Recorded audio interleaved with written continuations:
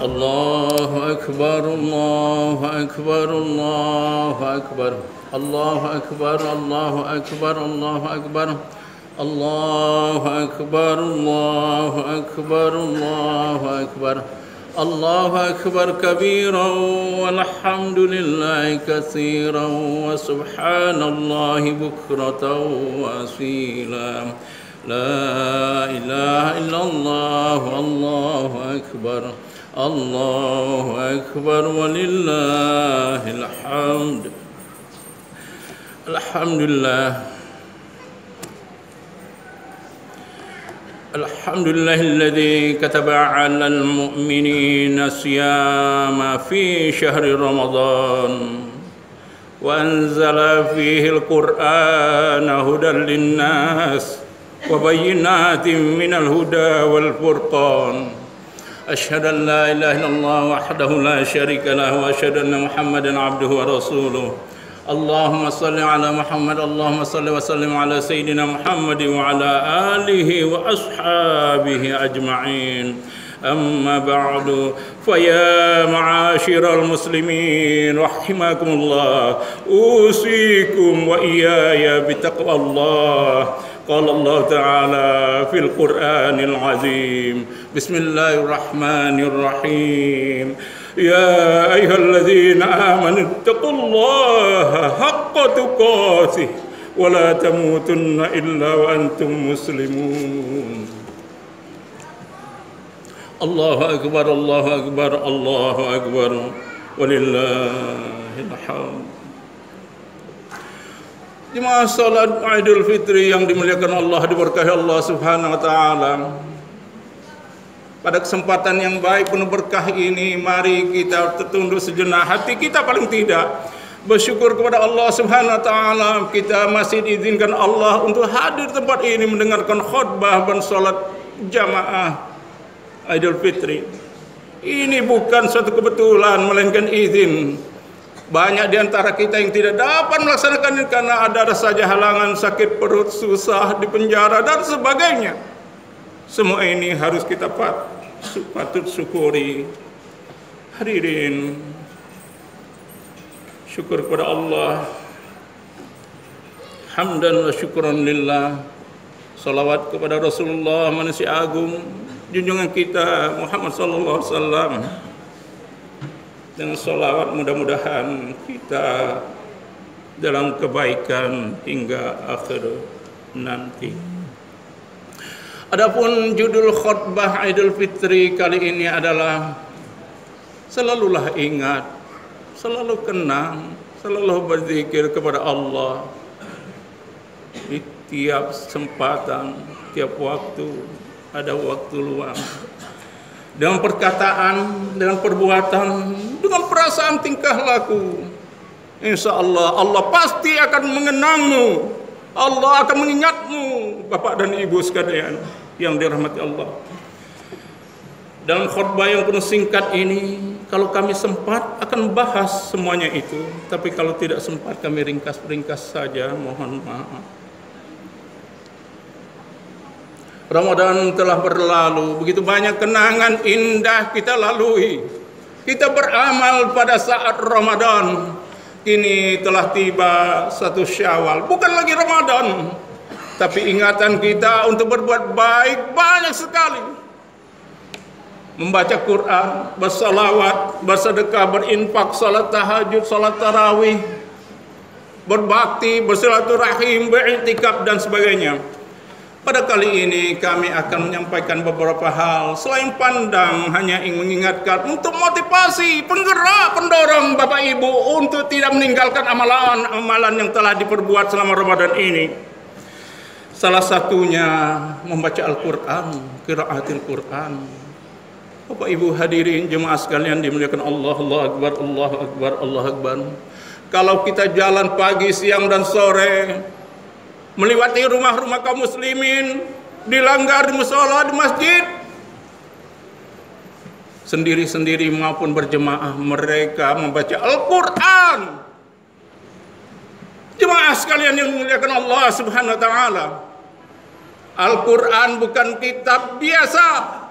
Banyak kitab-kitab sastra di dunia ini yang hebat, yang luar biasa. Profesor doktor pengarangnya, ahli bahasa Arab, bahasa Inggris, Perancis, Jepang, Jerman, Cina.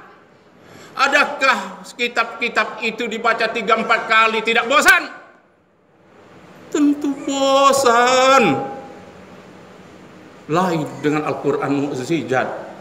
Lain kitab dari Allah sebagai mukjizat untuk nabinya Muhammad SAW.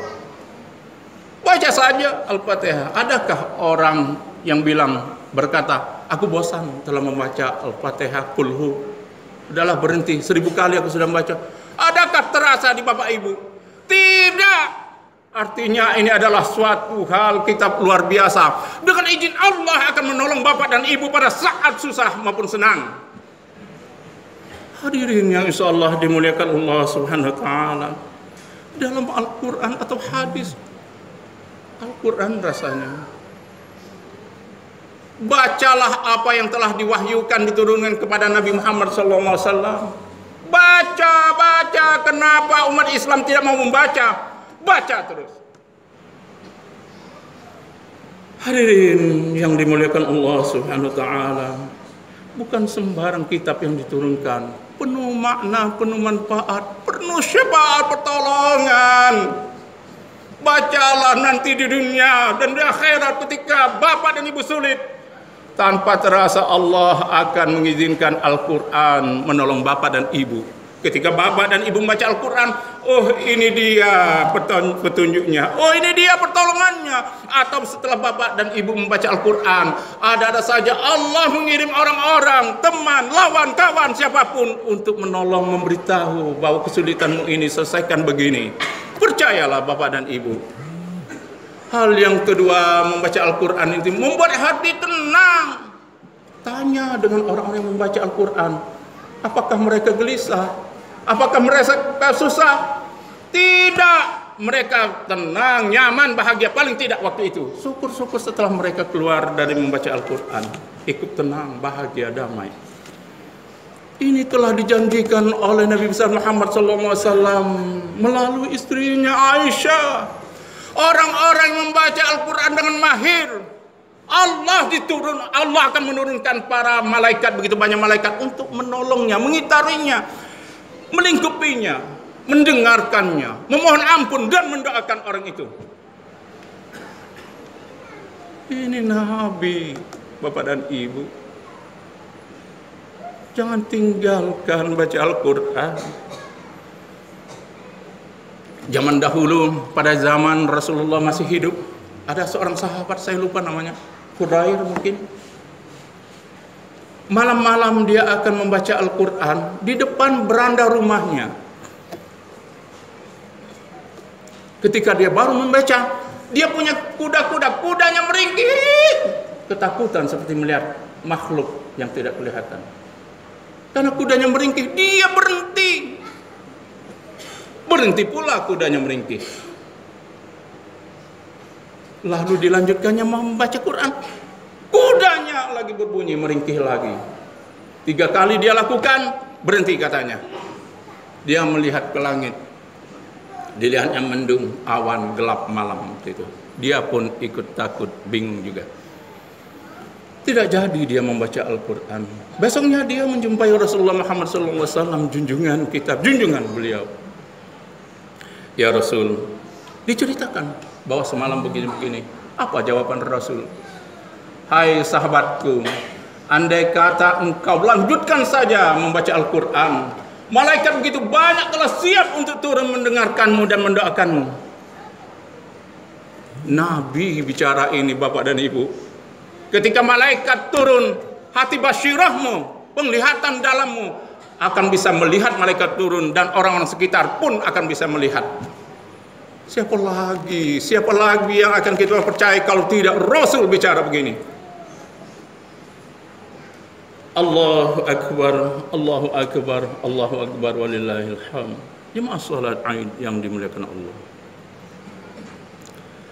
Sudah ribuan, ratusan ribu orang masuk Islam hanya mendengar ayat-ayat suci Al-Quran ini. Sayyidina Baginda Sayyidina Umar bin Khattab akan membunuh Nabi. Tidak ada dosa yang besar kecuali ingin membunuh Nabi. Tapi ketika dia sampai di rumah Nabi, adiknya, saudarinya sedang membaca Al-Quran. Dengan izin Allah tersentuh hati yang kasar yang akan bunuh. Tidak jadi, Bapak dan Ibu. Kesimpulan dari membaca Al-Quran, bacalah terus, susah maupun senang sampai mati. Lebih baik 1-2 ayat terus tiap pagi, siang atau sore, di perjalanan, di luar, di Jakarta, dimanapun kita berada. Nanti Allah akan menolong.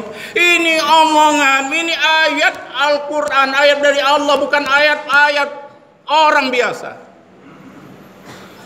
Kalau Allah menurunkan ayatnya, Allah akan menjamin, Allah akan menolong orang yang cinta membaca ayat-ayat suci Al-Quran ini. Saya ceritakan sedikit. Kalau bapak dan ibu jemaah masih muda, belum punya istri atau suami, ataupun sudah punya, baru menikah, ataupun nanti punya cucu kita, zaman sudah berubah canggih, berikan HP handphone ini, di WA juga banyak, dengarkan ayat-ayat suci Al-Quran, dengarkan azan, dengarkan iqamah, dengarkan sholawat kepada anakmu itu. Di bawah 3 tahun kecerdasan luar biasa. Kita 50 tahun dikirim ke Arab atau Inggris, 10 tahun belum tentu bisa mahir. Mereka umur 3 tahun dikirim sana, 2 tahun pulang sudah bisa bahasa Arab, bahasa Inggris. Rekamannya luar biasa, Bapak dan Ibu. Kalau dia terlupa nanti suatu saat, dia akan kembali. Sedikit kami kulas. Ada seorang jenderal dari Spanyol Andalusia, kejam sekali. Siapapun yang namanya orang Islam dibunuhnya, digantungnya. Dulu Spanyol itu tempat berjayanya Islam, sekarang tinggal nama di Cordoba, Spanyol dan sebagainya. Sangat menyedihkan. Itu tempatnya Islam semua itu, Bapak dan Ibu. Orang-orang Islam dibunuh zaman dahulu, kira-kira berapa ratus yang lalu. Digantung. Nama jenderal ini Adolf Alberto. Sekali waktu dia mendengar ayat Al-Quran, dia kepala penjara sekaligus. Ada seorang ustadz yang membaca Al-Quran, didengarnya, berhentikan baca ayat-ayat apa itu, berhentikan suara yang jelekmu itu. Masih ustadz ini terus, yang lain penjara-penjara orang Islam yang lain kiri kanan. Tetap saja dibacanya sampai akhir. Kesal sang jenderal, dibukanya pintu, merintahkan anak buah dengan sepatu berat 5 kilo, diterjangnya ustadz itu. Tapi tetap saja dia membaca ayat Al-Quran. Dibawanya Quran kecil itu. Kalau saya lihat, mohon maaf, nyimpang sedikit, anak-anak muda yang baca Al-Quran baik di HP maupun bawa kecil, bahagia dan senang, dan insya Allah bakalan hidupmu bahagia, jadi pemimpin orang-orang yang soleh. Teruskan itu nak. Singkat cerita, Alberto ini masih tidak bisa menaklukkan. Berhentilah membaca apa itu, aku tidak mengerti, kata sang jenderal Alberto, Adolf Alberto. Lalu masih juga mau diambilnya yang Al-Quran kecil dari tangan sang ustadz ini. Rupanya ustadz lebih dahulu ngambilnya karena dia sudah tersungkur berlumuran darah. Ditijaknya tangan ini, bergertak patah. Masih tetap mau membaca Al-Quran. Lebih baik saya mati, kapanpun saya mati, kata ustadz. Sambil meneruskan ayat suci Al-Quran, duduk termenung, Adolf ini mendengar sebentar. Dia merasa ada pernah mendengar ayat apa ini. Mendengar kalimat ini pernah terdengar. Terngiang-ngiang masa lalunya. Terungkaplah dia waktu kecil bahwa ada orang yang ketika dia akan tidur dibacakan ayat suci Al-Quran. Ketika dia mau makan akan membacakan Al-Quran. Ketika dia mau bermain masa kecil dibacakan Al-Quran. Ketika dia bayi awalnya dibacakan Al-Quran. Terkenang. Jangan-jangan orang ini orang yang ku kenal. Jangan-jangan orang ini yang aku cari selama ini. Dilihatnya, dibukanya baju sang ustadz.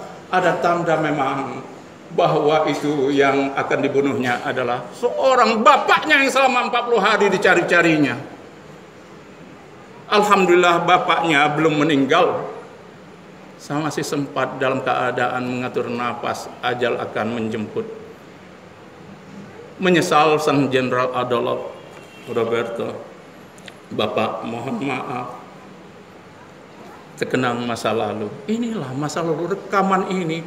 Orang yang terbiasa membaca Al-Quran di waktu kecil, dibiasakan, besar sekalipun dia tidak lurus jalannya, akan insya Allah kembali. Teringat dianya, dia akan bantu musola, langgar masjid, ataupun keagamaan lainnya. Lalu sebelum meninggal sang ustadz bicara kepada anaknya, Jenderal, anakku, pergilah kau ke Mesir, belajarlah ilmu. Tinggalkanlah Spanyol Andalusia ini. Berapa tahun kemudian, beliau adalah seorang ulama besar, ulama namanya Ahmad minal Andalusia. Ahmad yang berasal dari Spanyol. Sampai sekarang buku-bukunya banyak. Hadirin yang insyaallah dimuliakan Allah, belum lagi hadis Nabi menyatakan nawiru buyutakum biqiraatil Qur'an. Hiasilah rumahmu dengan membaca Al-Qur'an. Allahu akbar, Allahu akbar, Allahu akbar, walillahil hamd.